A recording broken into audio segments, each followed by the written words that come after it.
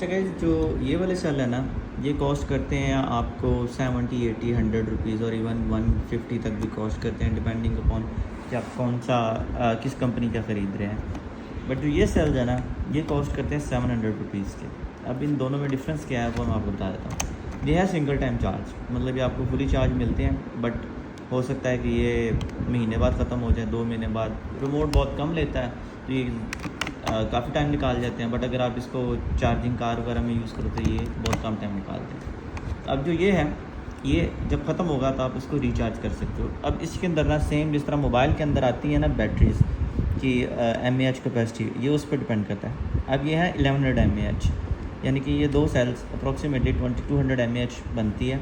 और जो एक मोबाइल फ़ोन होता है ना, जो कीपैड वाला होता है, उसकी बैटरी होती है 1000 mAh की, और वो तकरीबन 2 दिन निकालता है अगर उसको आप बहुत कम यूज़ करो।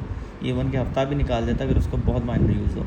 अब यहाँ पे तो इसका कोई डिस्प्ले भी नहीं है, तो ये जो होता है ये इससे ऑलमोस्ट 2 साल निकाल जाता है। उसके बाद आपने इसको रिचार्ज कर देना है, एक दफ़ा आधा घंटा लगता है चार्ज करने में, और ये फिर आगे 2 साल निकालेगा। तो ये आपको मतलब 10 साल 12 साल कहीं नहीं जाते सेल, एक्सेप्ट कि अगर ये इसको हीट वगैरह में पड़ा है तो ख़राब हो जाए। अब मैं ये नहीं रिकमेंड करूँगा कि आप ये यूज़ करो सारों के अंदर, लेकिन ये यूज़ हो जाते हैं जब आपको जिस तरह आपने बच्चों की टॉय कार लेनी है, उसके अंदर ये यूज़ कर सकते हैं आप, या ऐसी चीज़ जहाँ पे बहुत ज़्यादा सेल यूज़ होते हैं और वो जल्दी ख़त्म हो जाते हैं, तो उस केस में आप यूज़ कर सकते हो। या जिस तरह वो जो क्लॉक होता है वॉल क्लॉक, उसके अंदर आप यूज़ कर सकते हो। सो ये जो सेल्स का ये फ़ायदा होता है। मैंने ये एक्चुअल में मंगवाई थी जो टॉर्च नहीं होती उसके लिए, क्योंकि उसके अंदर ज़ाहिर है वो टॉर्च एक प्रॉपर हीटेड मेथड से यूज़ होती है, तो काफ़ी ज़्यादा कंज्यूम कर जाती है।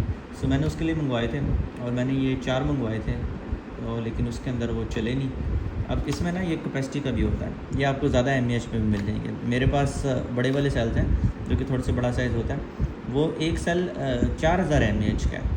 तो जस्ट इमेजिन कि वो 4 सेल्स कितने ज़्यादा हाई वोल्टेज के होंगे और करंट और वट।